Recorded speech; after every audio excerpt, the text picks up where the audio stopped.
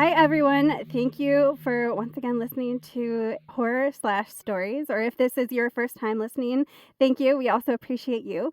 My name is Sarah, and I am one of the co-hosts. And with me is my other fabulous co-host. Ania, hello. And today we are going to be talking about ginger snaps with our very cool guest, Madeline Thorne, who is an author. Woo!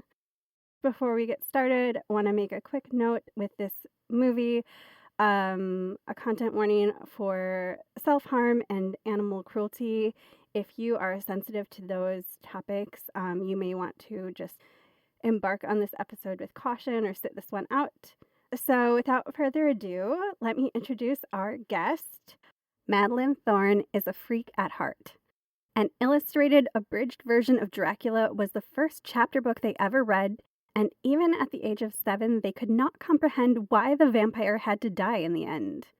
Frollo and Jafar catalyzed a lifelong fascination with villains and restraint, and the discovery of lurid Gothic pulp literature like V.C. Andrews' Dollenganger saga in their early teens cemented their unending devotion to dark, steamy, taboo trash. Formerly a professional freelance ghostwriter, they are now happy to spend their time scribbling their own stories and proudly publishing them under their own pen name. They've lived all over the western United States and have at last settled in the heart of the country with one cat, one dog, and one human they love very much. When they are not scribbling, they can be found making creepy art, reading trash, hoarding books that they will read someday, and pretending they are a hedge witch while poking around in the garden and trying not to scream when they inevitably encounter earwigs. Ew. Welcome, Madeline. Welcome. Thank you for having me. I'm so excited.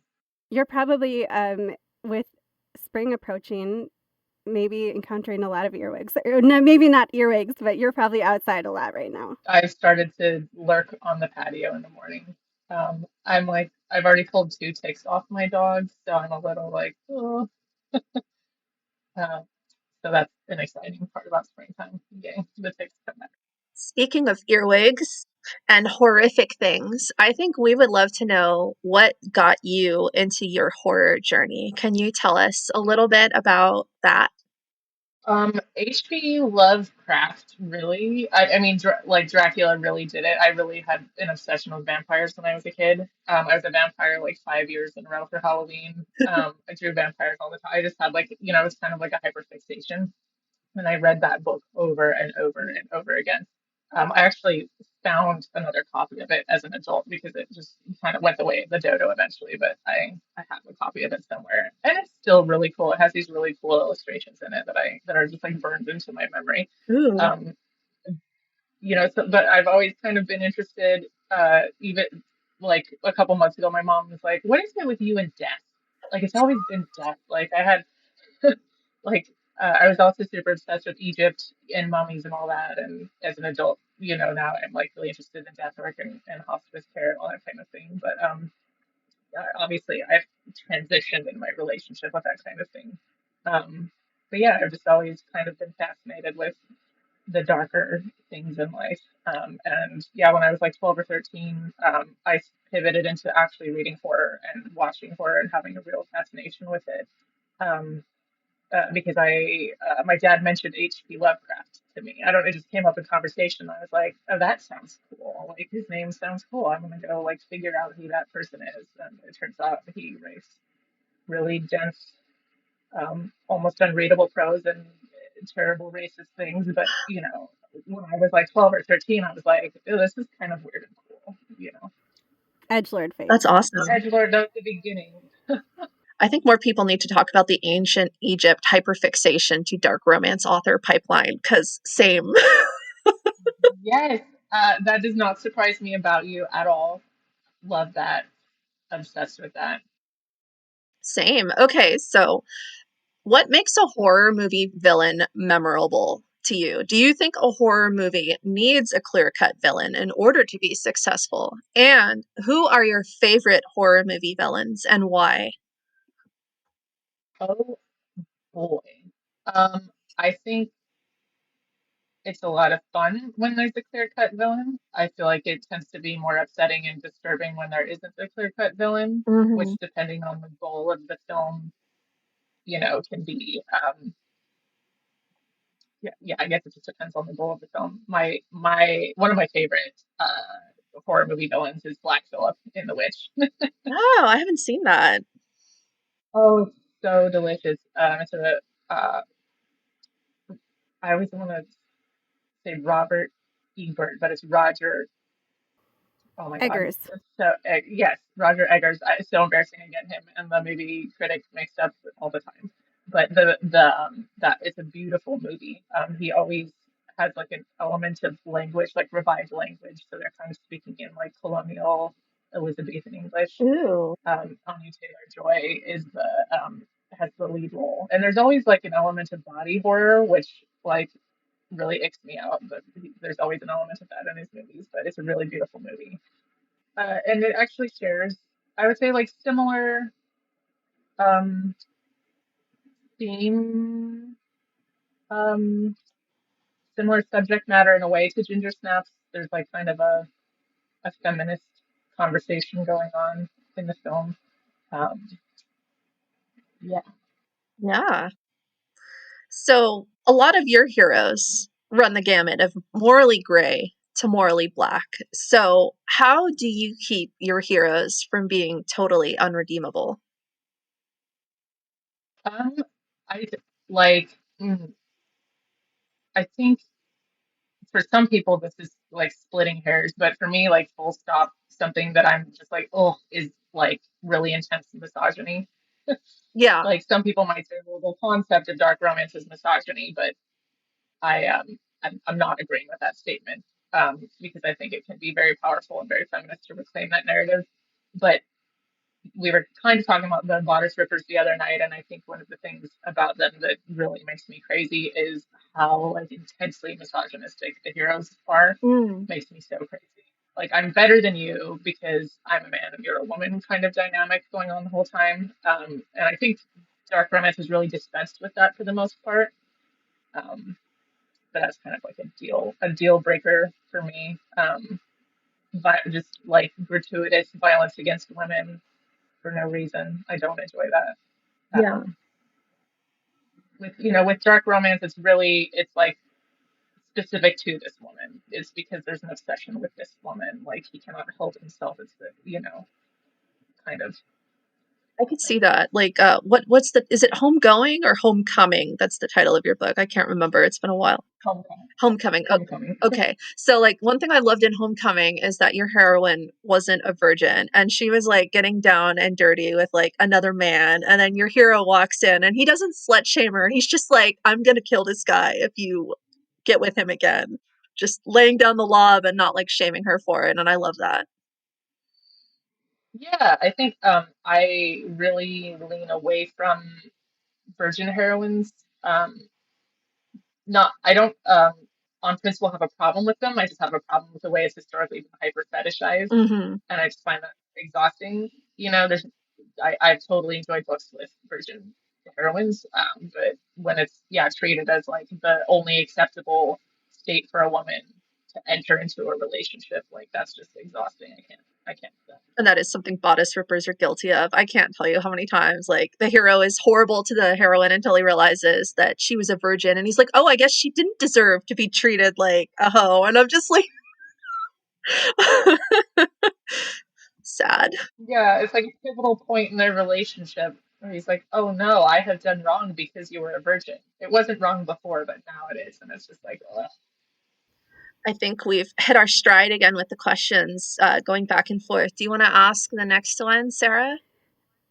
I would love to. Yay. Okay, this is related to the question you just answered. Where do you draw the line to keep them from becoming too villainous? I don't know. It's so subjective, but I'm just like, like, don't do gross things that I can't forgive in a human being. Like Mm-hmm. I, on some level, it has to be justified. The behavior has to be justified. Even the my next book features the villain from my first book. in the Tulsa City Center series, and he does a lot of really terrible things, and I find them justifiable enough to redeem him because he was doing them to rescue the woman that he loved. You know. Becky, you're like one of the only authors like I would trust to do that. Like, because I know you're gonna make me like him, and I'm gonna be so mad at you for it, but I'm ready. I think that relates a lot to the movie we're going to discuss as well because you have characters like especially Ginger who are doing things that are really becoming out of their control. Like there's this theme of control and losing control. And so I think it'll be really interesting when we get to talking about Ginger to say like does Ginger cross a line or like Mm. I don't think necessarily that she does, but like when you have this character and probably villains who are there are extenuating circumstances to their situation that makes these villainous makes it sound like they're intentional, but like these um, acts become more understandable, I guess. Yeah. And she's also a teenage girl, and she's totally powerless in this like small kind of backwoods town that's like crushing her spirit and like oppressing her rights and her bodily autonomy. So like, can we really Yeah. blame her for wanting to seize control even if it's violent and terrifying? Oh, I found the coolest quote. So of course I like as I was rewatching the movie, I was like looking up like gender studies papers that people have written about this movie because it's such like a landmark film in like feminist horror. So I found a quote that I like really enjoyed that relates to what you were just talking about. If you'll allow me to read it, it's from a paper that Heather Chafley wrote, I think for a publication called Atlantic, not the Atlantic, but it's a Canadian publication. So she says, probably the most influential feminist intervention into the horror genre, Barbara Creed's 1993 theoretical concept of the monstrous feminine, of which Christopher's subject is foundational, refers to the collapse of the cinematic monster and the bleeding female body as a visual embodiment that threatens the stability of the male subject slash viewer. In exposing the fragility of the male subject and in the process locating the power to do such in a monstrous female body, Creed's monstrous feminine generates a specific focus on female empowerment, not merely castrated, but castrator. Hmm. Wow. That's fascinating. Yeah, I think that's like really interesting because uh, women, there's so much onus put on women to be desirable, and if you're desirable, then you have value, and if you're not, then you have no more value. You cease to exist. Um, and it's fine for women to be either valuable or invisible, but for a woman to cross into the territory of actually being frightening or monstrous is so outside of the realm of a role that women are expected to have or permitted to have. I just find that really interesting.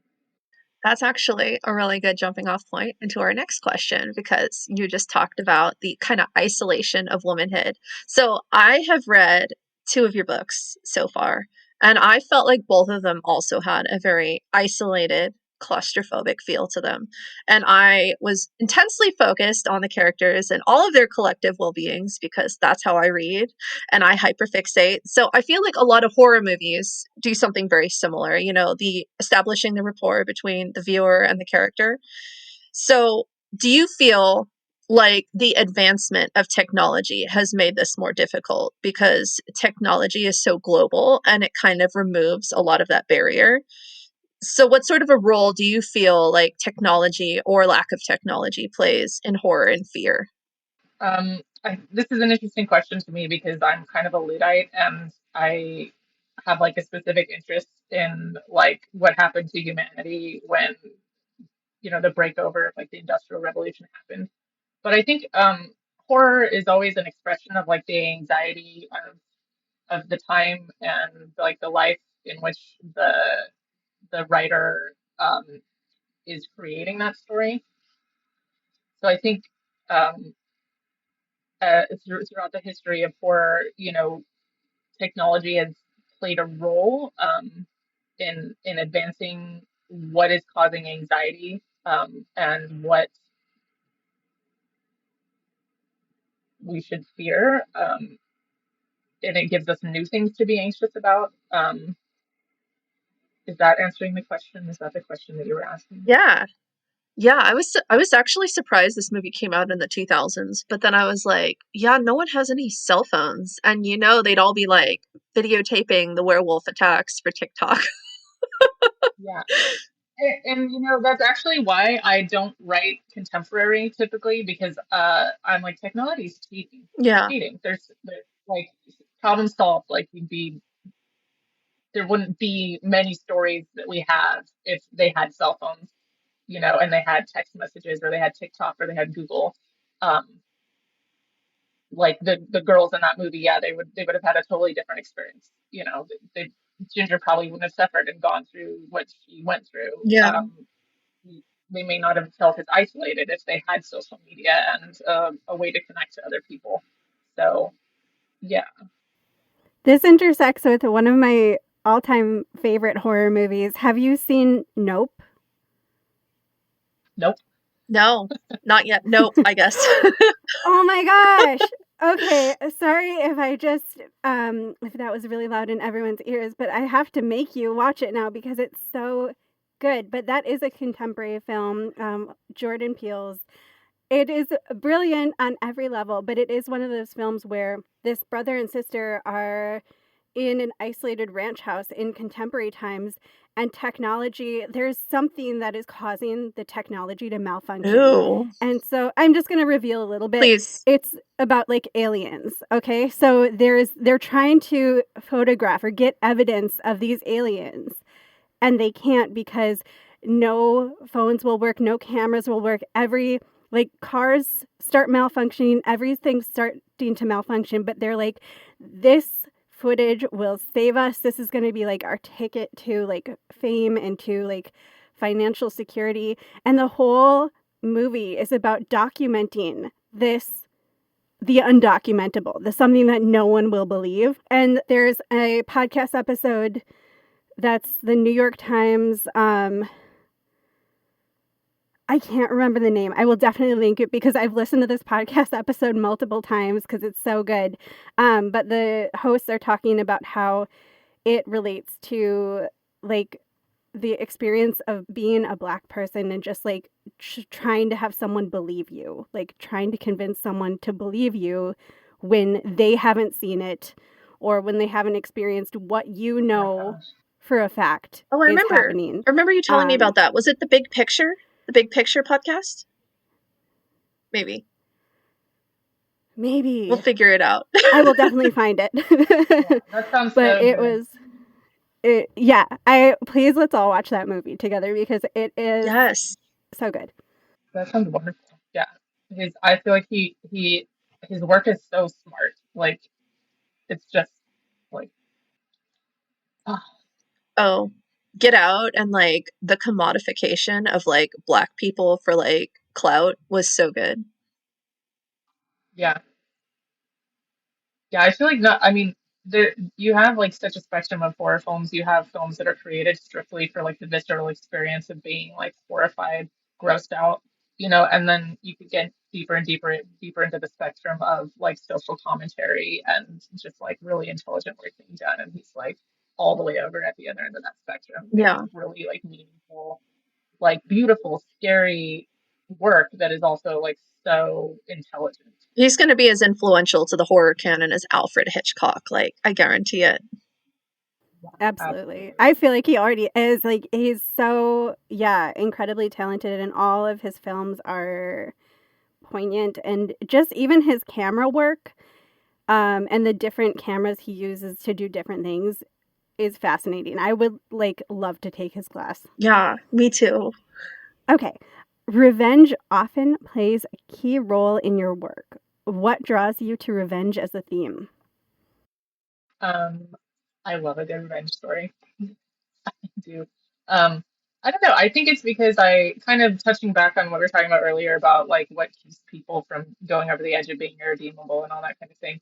I think I like rooting for people that are being bad, but for a good-ish reason, or like a reason that in some way or another you can understand, you know.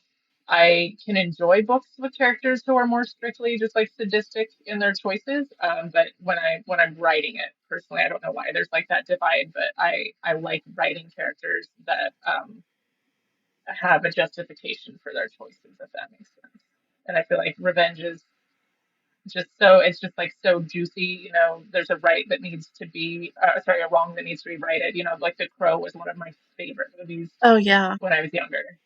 Yeah, oh Lord, like talk about what a beautiful revenge movie. And um I mean, I feel like Eric Draven is like pretty clear cut, like the good guy. You could argue that he's morally gray because he's killing all these people, but I don't know, is it morally gray?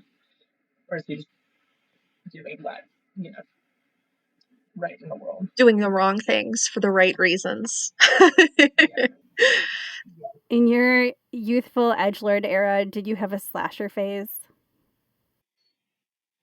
No, I think I've always been more drawn to like the fantastic and like more of the monster, you know, the ghosts, vampires, werewolves, kind of more of that end. I did like Poppy Z. Brite is and was like my favorite horror author, and he does vampires and supernatural horror, but he did uh, meander into slasher romantic horror, I guess you should call it. That was just like horrifying. Oh, is that an exquisite So no, corpse?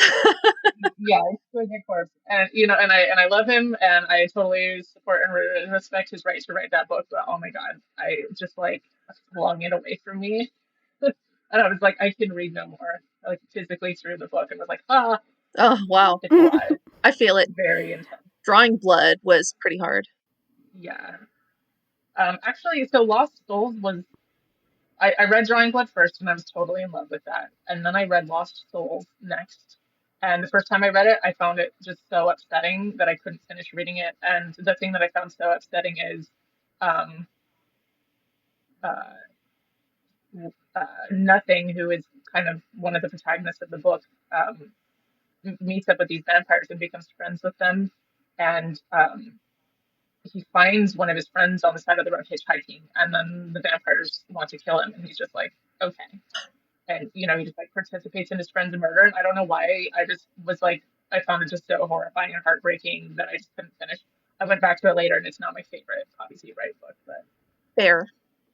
slashers have never really featured heavily into like my fantasies or like my imagination, because I think there is like an inherently like Misogynistic. misogynistic, yes, element to them, and like a purity culture element to it. And yeah, just, you know, kids are being punished for being like normal, like sex having, like teenagers basically. And yeah, it's always just felt like a bit gratuitous.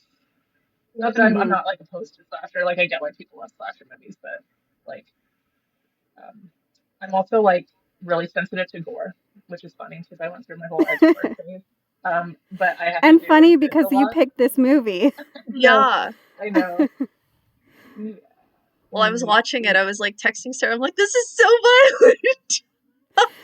Yeah. I like forgot. I like forgot how violent it was, and I was like, man, this movie is so bleak. Oh my God. Because the werewolf effects are so cheesy, like very like remember the sci-fi channel? It like reminded me of that. But then like the blood was so realistic.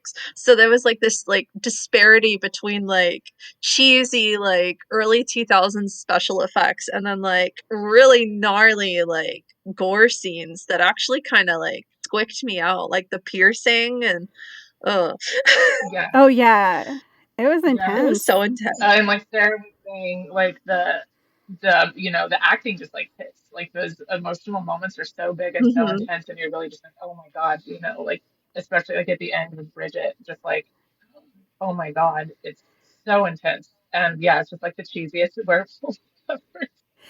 I think you have to appreciate the acting even more for that because to be staring face to face with, I mean, I assume this is like not CGI. I assume this is like a rubber or like a costume sort of deal. Yeah, To be face to face with that and like acting your heart out. Like, yeah. good for you. That's impressive. And I actually have like a total soft spot for practical effects. I absolutely love them. It's like the thing that sold me on The Mandalorian. I love the Grogu puppet. Anybody who wants to use practical effects and live CGI, I'm here for it. That weird, gross, like flesh werewolf thing is like definitely not the best werewolf design, but I'm still just like, good for you guys. Good for you for taking that budget and making it, you know, the hair on the werewolf is clearly not in the budget, but good for you for trying. But also, like, there's a scene in the movie where Bridget is watching the classic horror, like a classic werewolf film, Mhm. and the werewolf that Ginger turns into, spoiler, I guess, um, it looks very similar to that classic image. And I thought that was important Yeah, it was or intentional, Yeah, at very least. 1950s pulp almost. yeah. I think it also kind of represents like the excellent tone of the movie, which is it's like funny and it's so relatable, you know, with these like really alienated teenage girls that are just trying to get through like the horror of life in the suburbs or what they think is horror of the horror of life in the suburbs. And then of course they're confronted with the reality of actual horror. But it's, it's like almost a dramedy. It's like a black comedy. Um, Interestingly, there are two sequels, and I tried watching them, and they don't work because they're not funny, Oh, which is really strange. They just went like totally into the direction of horror, and without the like levity of the comedy, or like kind of the tongue-in-cheek quality that the movie has. It just really doesn't work. kind of kicks us off into our next question. So we've talked about the broader applications of Key and Peele and like the interpretive value of his work, and we've talked about how pulp has like broader cultural contexts and interpretations as well. So what do you hope that readers get out of your work? Oh my. Um, I don't know. Just a rollicking good time. I I don't know. When I read a book, I just connect to the characters, and I want to leave a book wanting more. And I guess I just have like a humble aspiration. Like I just want people to read my books and go away from them wanting more, but being like, let's not burn it out. That's good. We'll put a period at the end of the sentence. Yeah, I love that. Also, I think I just said Key and Peele. I meant Jordan Peele. Jordan Peele, like I've been on a Key and Peele binge. So, but yeah, I I do want to say for the record that I would let Keegan Michael Key ruin my life. But yeah, go he's so funny. And I love that you said I that would. about your work because that's exactly how I feel reading your books. Like they are dark romance, but like they also have so many like interesting like niche like bodice ripper and pulp references in them, and like the characters are very larger than life, and I love that. Thank you so much. I'm blushing. So that makes us need to ask what's next for you, writing wise, and would you ever write a horror type novel? Um, so I always have 30,000 projects I want to be working on. Officially, I am working on the sequel to Prohibited, Yes. Captivated, which as I said earlier, the villain from Prohibited is the hero in Captivated. And I'm not spoiling anything by giving it away because it's the first chapter. And if you sign up for my newsletter, you can read the first chapter. But uh, the book starts with the FBI coming to Walter in prison, where he's serving a 25-year minimum sentence, saying, "If you're willing to rat out the first gang you were part of in St. Louis, we'll let you out early." And so he says, "Okay, I got a lot of people to kill, so sounds like a good deal, basically." Uh, and specifically, um, he wants to.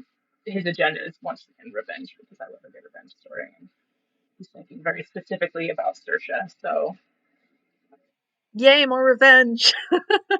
More revenge. I mean, just always look for revenge plots for me. I just love a good. There's something just so like epic and cinematic about it, and I love just epic and cinematic type things. As for whether or not I would ever write a horror story, I have two. Uh, Unsurprisingly, both kind of deal with religious trauma. So we can dive fully into talking about the movie. We're passing on into the movie section. And so, what we typically like to do is start off with just a 60-second recap of the movie. And we often invite our guests to be the one who does that if you're comfortable, if you want to try to do a 60-second recap of Ginger Snaps. Um, The full recap, like with spoilers and all. Go for Yeah. it. Yeah. And I'll count you down when you're ready. Okay, I'll try not to flub this, but Okay. 3, 2, 1, go.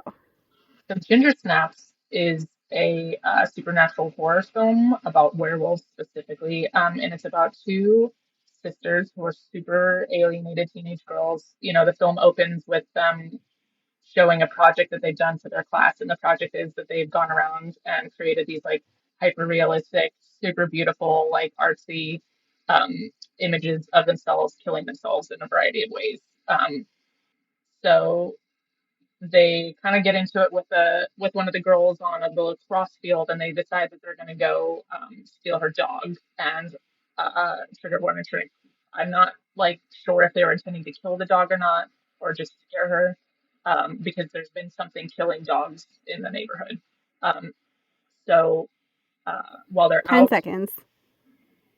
Ginger gets attacked by a werewolf and bitten, and the movie is just the trajectory that her life takes after that point.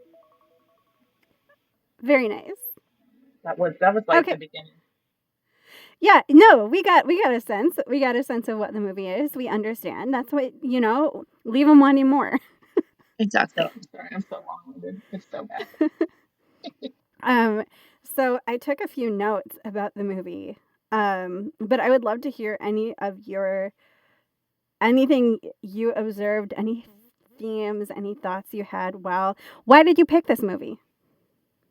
Um, it's my favorite horror movie. I think because it's a complicated horror movie.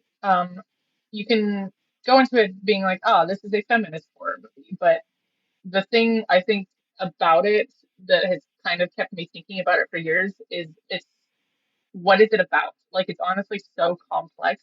Like on the surface, you can just say, oh, it's about the horror of being a teenage girl, or it's about the horror of transforming into being a woman. But there's actually like so many levels. It's just so like just watching it again. I was like, this is incredible. It just explores so many of the painful and difficult things about being a woman and transitioning from being a child to being a woman and the things that the world imposes on you as a woman. Um, yeah, and I felt like Mhm. YouTube babes would have like marvelous takes on the subject matter. Thank you. What did you guys think of it? Nenio, I'll let you what do you want to say first? I want to give Throw you me the under the stage. bus as co-host. No, I can go. I wanted to give you an opportunity, I, but I I'll I can go. I have thoughts. Sarah said it reminded her a lot of Jennifer's Body, and I can see that. I'll let her speak more to the parallels because she did a brilliant job of that. It also reminded me a lot of Carrie in that it shows like the othering of like, womanhood and coming of age as a girl and how violent it is, not just because of like, like blood and menstruation, but also because it puts you like in the male gaze, which is very predatory and horrible and traumatizing. So I thought it was interesting how the movie subverted that by making one of the girls become a predator, and she kills the men who are objectifying and like othering her, which I really liked. And I was I was honestly kind of surprised by like how old fashioned and progressive it was. Like it didn't use as many like of those dated slurs as like I expect from older horror movies. but it also kind of felt like a 1980s movie with like the greaser, like burner boy love interest, and how like how it plunged like social class in a way that modern movies kind of ignore, but like the 80s were very conscious of. I think coming out of like a big recession in the 80s. So I found that really interesting. It was like kind of like it felt really progressive and really dated at the same time. That's a good way to put it, I think. What do you think, Sarah? Oh my gosh. I don't my notes are so messy. I don't even know where to start. But yeah, I remember Nenya, when we were texting, you were saying like everyone at this high school is a predator. And that was at the very beginning, and they are. When we were just getting into it, I thought it was so quotable, like shut up Norman, and like, hey, she's ovulating. There were, I mean, those are funny quotes, and the mom was very, the mom was the humorous element, and where she's just like, let's just, go home and light the house on fire, and is deadpan serious about like, let's just abandon our lives. But there were also really serious quotes, like where Ginger's talking about having sex for the first time, and she talks about like the guy, and she's just like, he got laid and I'm just a lay. Um, and so there were a lot of like very serious quotes, and then a lot of tongue in cheek quotes. But uh, yeah, when Ginger, I think, is talking about why she's acting, oh, she thinks no one will suspect them for murdering someone because she says no one ever thinks girls do shit like this. Girls can only be like sluts, teases, and the virgin next door. Mm-hmm. Mm-hmm.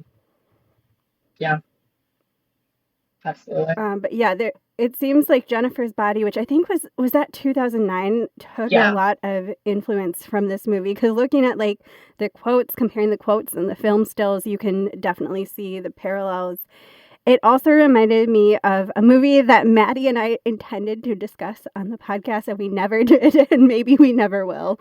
But called The Taking of Deborah Logan, Hmm. which is a very recent movie, and it's a movie that I've heard a lot of people. It's really hard to watch. It's not the scariest movie I've ever seen, but I've heard a lot of people have been like, I could not finish the movie because it deals with um, a mom and a daughter, and the mom has Alzheimer's and is declining, and so her daughter is her caretaker, and that's just such a relatable experience for, I think, so many of us. Yeah. And just the way her mother is acting like someone completely different, and it's hard to tell.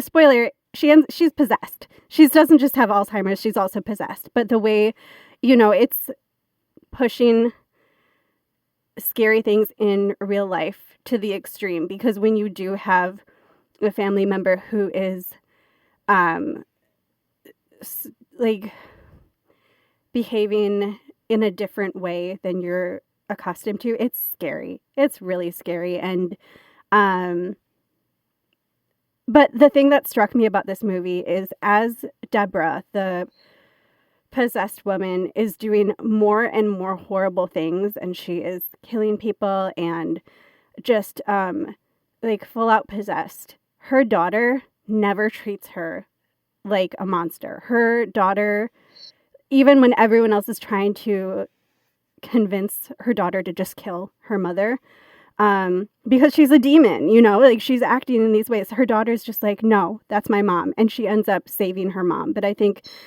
that really reminded me of how Bridget acts with Ginger, where even though this person you care about is doing these monstrous things, they're still someone you care about, and like it's unbearable to see them going through what they're going through and doing what they're doing, but you still see them. You still see that person. Um, if I may, that made me think about the dimensions of female roles that we see in this film and the dimensions of female relationships. That sounds like it kind of relates to that film. I haven't seen The Taking of Deborah Logan. Um, but yeah, just like the selfless devotion, like it is such a female role to play, right? Like I'm going to give up everything to take care of you, right? And Bridget totally plays that role, and it goes through the different dimensions of their relationship. In the beginning, it's very like very tight, even codependent, and in the beginning it seems harmless enough, like they're each other's support, they're each other's like safe space. And as the film progresses, that relationship deteriorates as these other elements are introduced into their relationship, which you do see, unfortunately, I think we've probably all gone through that through maturity and going through high school and that kind of thing. These relationships that were so meaningful to us suddenly don't really have a place in our lives anymore because of the changes that we've undergone because of hormones, because we've turned into werewolves. But yeah, I think that's kind of what I was thinking about there. Yeah. I haven't seen The Taking of Deborah Logan, but like when my father, trigger warning for like cancer and death, but like when my father got brain cancer, it made me realize like maybe why like so many people like in history like thought that their loved ones like were possessed, because like it totally changed him into a different person. Like my dad was like an engineer and like very rational and like kind of like hyper like focused on like math and statistics, and then like he just was like a total irrational, like totally emotional person like after his cancer. And it was like it really was like he'd been replaced by like another person. He wasn't my dad anymore. So like it made me think like maybe like some of the like the in like medieval times and like Victorian times, like when they thought that their loved one was possessed, they actually had like, a brain injury or a brain tumor, because it really does change you. And that's kind of horrifying. And then like in your day-to-day life you try to create like a new normal. And so like it is interesting how people adjust, like both in Ginger Snaps and it sounds like your Possession movie, how people just try to keep living their day-to-day life as they cope, because that's kind of what Yeah, humans Yeah. do, is like endure. yeah, Yeah. yeah, And I think the real horror was not even the possession, but just like how real that situation is and Hmm. like how scary. Yeah. yeah, absolutely, absolutely, yeah. That cannot have been easy. Sorry to bring down the mood. It just felt super relevant because Okay. I did think It a lot is. about Yeah. possession when my dad was ill. Yeah, I mean, I think these are things like this are why horror films are so important, because they are like an expression of like the the scariest and the saddest and like the most hurtful things that can occur, and that can be a scary man with a knife chasing you, and that can also be somebody you love very much disappearing, or literally physically, or you know their personality, or who they are vacating their body. So yeah, I mean, I think it's all very relevant. It's what keeps us coming back. I think it's not just the gore. Yeah. I think like the beauty of horror, or at least what makes it so fascinating to me, is just that you're taking a real fear or you're taking an intrusive thought that is personal and you are drawing it out to its limits. Like, what if? Hmm. What if? And I Hmm. think that is a way to understand what we fear and to reckon with it. Yeah, Yeah. and I think horror and romance are the two like redheaded stepchildren, and they're both each one side of a coin. And I feel like they have so many parallels, even though in some ways they're such extreme opposites of each other.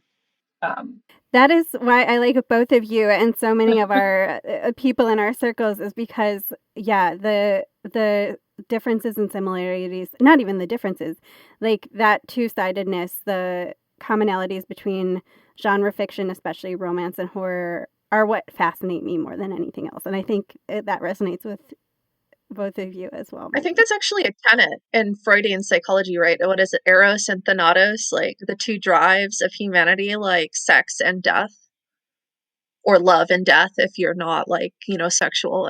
So relevant. I yeah, didn't know that. That's really Yeah. cool.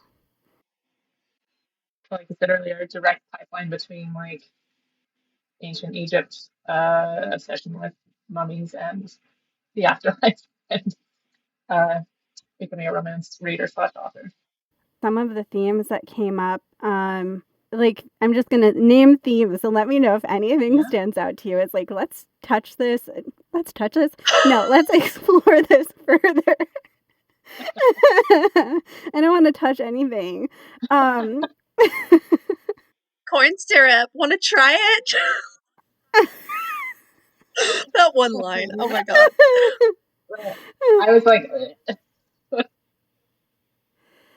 um, yeah, gender roles, gendered violence. Gendered violence was really interesting to me in that the way that was mirrored, reversed, not reversed, inverted in this film. Adolescence and body changes. Control was fascinating to me because, like, when you're a teenager and your body is changing, you feel like this thing that's been very intimate to you is taken out of your control. And not only is it your body out of control, this thing you know so well, but other people are trying to take control of you also. There was a lot of the theme of victim blaming. Oh, I wrote Bridget is a whole mood. I love her so much.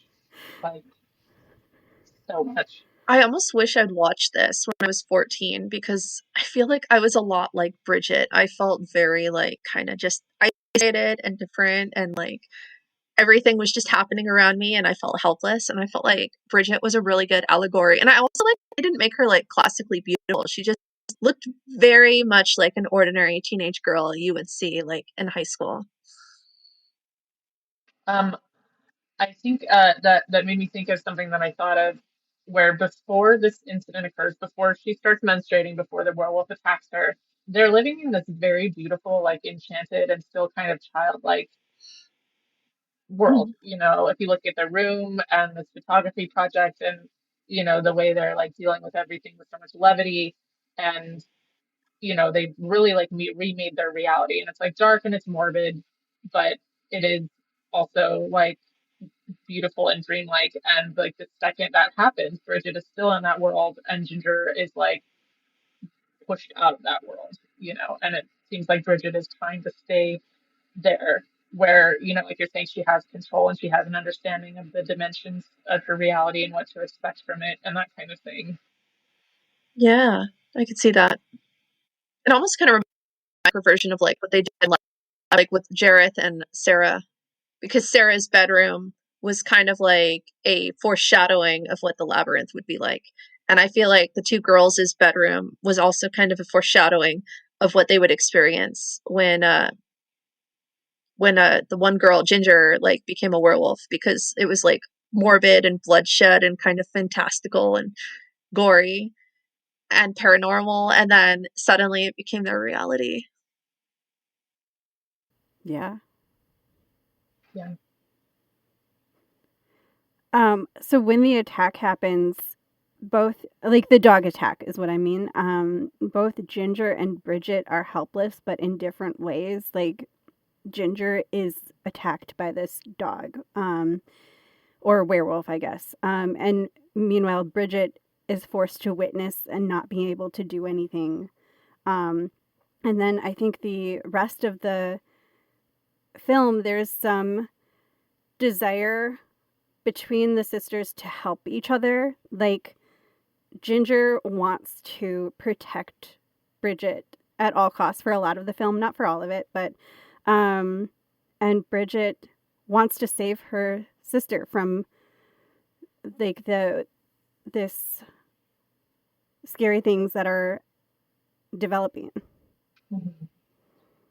That also makes me think of the theme of victims creating victims, you know, and I think that ties really strongly into becoming a woman and, you know, how that's dealt with thematically and how, yeah, Ginger's something suddenly like thrust into the spotlight of, um, you know, sexual objectification and all of that, and how so many women are victims in one way or another. And, you know, and how that ties into the werewolf analogy and how, you know, not all victims create victims, but typically someone isn't making a victim of someone else unless they have also been a victim, you know, of some type of violence or hurt, if that makes sense. Just kind of like how I Hmm. look at that. So Ginger is a victim, and then she starts to spiral and ends up creating other victims. What's that saying? Like, Hmm. hurt people. Yeah, Yeah. exactly. Yeah. Um, and then I think probably something we can all relate to is the theme of this seriousness of being a teenager when everything seems like it's life or death. And these sisters have a youthful obsession with death until they're faced with the reality of what that is. And so it really is a film about, I guess, loss of innocence, among other things. I think that's so true, and it also again holds with the parallel of the sexual component of it. You know, it's easy when you're young to fantasize about things or whatever they are, whether it's horror or you know, treating death with levity or any of that kind of thing, and then you get older and then you have an actual experience or at some point in your life with something that you weren't taking seriously or you had a different perception of, and then you're kind of thrust into the reality of it. I think it also. Poppy Sebright actually. Oh, sorry. No, Go you ahead. go ahead. This is interesting. I want to hear more. Um, I just had a little segment. I think this was from his live journal because I read his live journal front to back like 3 times. I was like totally obsessed with Oh his my live God, live journal. journal. Uh, Dispatches from Tanganyika, I think, is what his live journal is called. But so in Lost Souls, there's a character named Ghost who's a psychic, and he's being haunted by the ghosts of these two twins. Um, and they say death is easy. It's like a thing that they say this refrain over and over again. Death is easy. And then so Poppy Sebright or Billy Martin is his uh, person name, not his pen name. But he was talking about how he had a fan who was dying of AIDS who asked him to sign the book and inscribe it with "Death is easy," um, and and he said even though it was really hard and really painful to say no to that person, he did because he said when I wrote that I was like 23 or 24, and at the time it was easy for me to write things like that and think things like that, but now I've gotten older and I've seen what death does to people and that it isn't easy and it's never easy and it's always fucked up or some iteration of that. Sorry, Billy, if I butchered your words, but that's what I kept thinking about in this movie too. Yeah, I could see that. There's this expression my mom likes, and it's this philosopher who I can't remember, but like it's like this kind of like saying about like why you shouldn't fear death. And it basically goes, where I am, death is not, and where death is, I am not, because like it's impossible to fathom what death is like while you're alive, because it is literally like non-existence. And I feel like that kind of ties into a theme in the movie too, because like part of growing up is pushing against boundaries, exploring what you can get away with, and like death is like a taboo. Like there is literally like death anxiety where like your brain will like kind of panic if you try to imagine like non-existence. And I feel like that sort of like taboo nature of death and dying in our culture makes teens obsessed with it because they know it makes people uncomfortable, and they want to like push against that and like I don't know, talk about it because people don't want to talk about it. And I think that's a big theme in the movie you picked out, Ginger Snaps. I think that's like one of the pivotal themes in it. Yeah, absolutely. And I think I really identified with that when I was younger. And it sounds like younger Nania would have definitely identified with that, and maybe younger Sarah. Younger Nania was an edgelord for sure. Younger Sarah was a baby edgelord, an edgelord of what a sheltered little me could be. Aw, baby edgelord. Coming soon to theaters near you. Yeah. But I think it ties into like the really dysfunctional relationship our culture Mm. has with death, period. And I think that's why, teenagers are just like, well, why don't we talk about this? Why don't we deal with this? Why haven't I ever seen, what I mean, it is just treated, there's so much phobia. We're very much a death phobic. I'm a big fan of Caitlin Doughty, the Ask a Mortician. Uh, uh, Wonderful person. She's written a couple books, but she really kind of opened my eyes to that. And that's kind of when I realized what that taboo and what that draw is. Because yeah, I totally agree. I think that's why teenagers um, specifically like gravitate towards it. Yeah. This has all made me think about how when, like, early on, the first few episodes of the podcast, we were focusing on the theme of possession. And this film about werewolves is very similar, has a lot of commonalities with possession, even though werewolves and like ghosts or demons are so different from each other in horror canon and in their lore. And I think that's really interesting, and especially how there's a common theme about relationships and about these like ties we have to each other in both of these subgenres. That's a smart comparison, though, because, like, in werewolf lore, your body literally is transformed against your will, like, under the full moon, right? And then in possession, your body is taken from you against your will, like, by a demon. So I feel like that's actually a really good example. They're both kind of possession. Yeah. And now that brings me back to Jennifer's body again, because in that movie, Jennifer is possessed by a demon. So it's interesting. Yeah, there's that parallel again. What were you going to say? I was gonna say, I mean, I also it's that anxiety about a loss of control. I think that's like the ultimate allegory of the werewolf is that little poem from The Wolfman, the old film, starring Lon Chaney Jr. That even a man who is pure in heart and says his prayer by night may become a wolf when the wolf bin blooms and the autumn moon is bright. Like I think that really like contains the essence of like what that anxiety is like. Is there a monster that lives inside of all of us? Is that are any of us capable of just losing control? Like, what are the limits of human integrity and morality? And like because there, I think for a long time, kind of like you were saying, people didn't know that probably they were dealing with like a physical illness, and they were seeing loved ones deteriorate or change in some way, and they were trying to find some way to understand that or cope with it. Yeah, that poem is beautiful. Okay, thank you for sharing. So, Madeline, I know you were saying you did a lot of reading about like feminist theory and about gender theory leading up to this discussion. Was there anything else you wanted to add from your observations? Um, honestly, like a lot of the stuff I was reading really came to the same conclusions that we're drawing here, like the loss of control, and the evaluation of like your worth as a woman, once you cross the threshold, and um, female relationships and what's that conveying, and leading into Jennifer's body, like the impact that the film has had on feminist horror. It's like a really seminal work. Um, And yeah, like I was saying earlier, it's just like it's complex. Like it's about so many things. You could just say it's about becoming a woman, but it is like there's so many dimensions to it. Yeah, agreed. Shall we rate the film? Rate it from 1 to 10 based on, give it a rating based on scariness and then a rating based on overall quality. And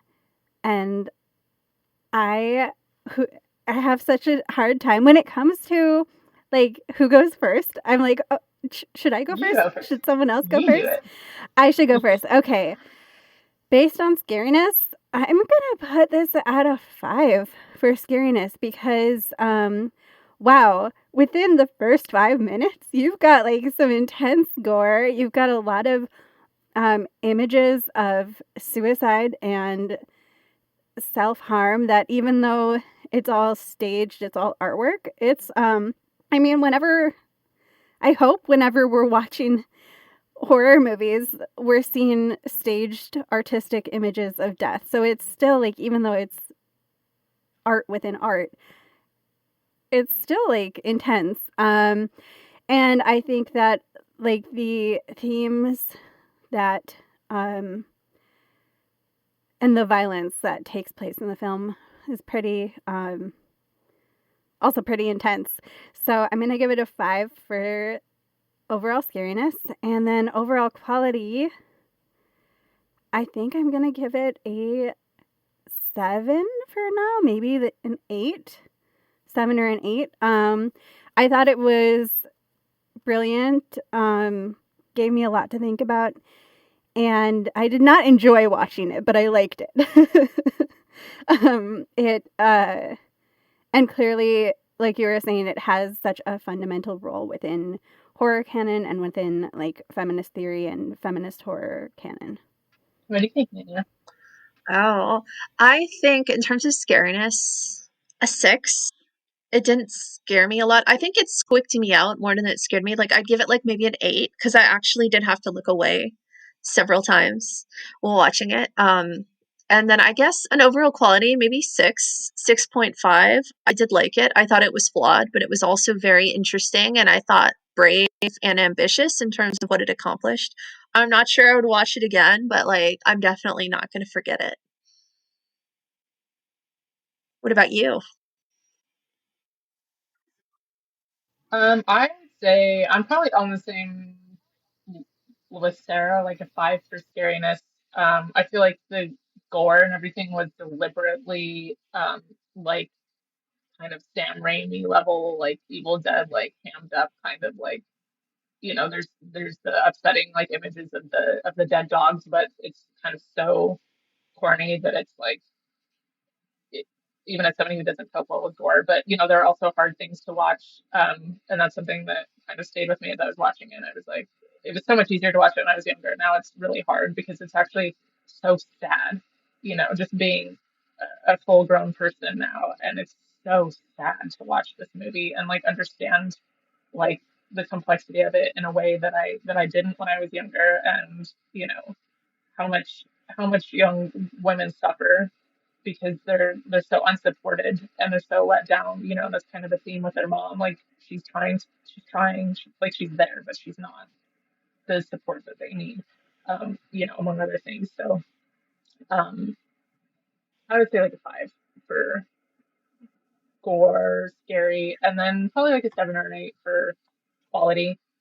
Like I probably wouldn't watch it again. I loved it when I was younger. Watched it, revisiting it again. I'm kind of like, oh, that's really intense, even outside of like the horror aspect. Uh, but yeah, I think it's important. I think it's very thought provoking and an important work. So I'm happy Yeah. we got to discuss it. I don't think of two gals I'd rather talk about it with more. I'm glad you suggested it because I think it's definitely a film worth seeing. And it just occurs to me when you were describing the gore or the scariness, even though the effects are campy, the violence is framed so solemnly that it almost you can't help but take it Yeah, that's seriously. Yeah, true. it's fascinating. The like dichotomies in that film.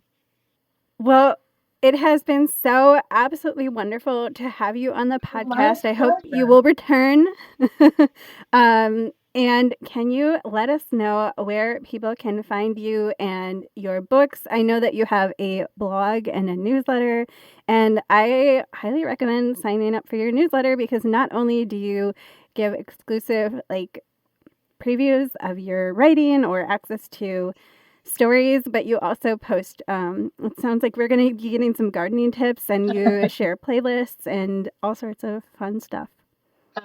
Thank you. I have my own website, my very own, www.madelinethorne.com. You can sign up for my newsletter. You get a free story if you sign up for my newsletter. It's just a little dark novelette, heavy on the spice, not so heavy on the plot, if that's your kind of thing. But my book Prohibited is available on Amazon. I am looking for ARC readers for Captivated. I don't have a release date set yet, but I'm already getting that going because I want people to be able to read Prohibited before Captivated if they haven't had an opportunity to do that. Um, For folks who don't know, I just want to say ARC is advanced release copy. yes, So you can read the book before it's even out. yes. In exchange for an honest review, you don't even have to like it. You don't have to be nice about it. You just have to review the book and post it on Goodreads or Amazon or social media or whatever you want to do.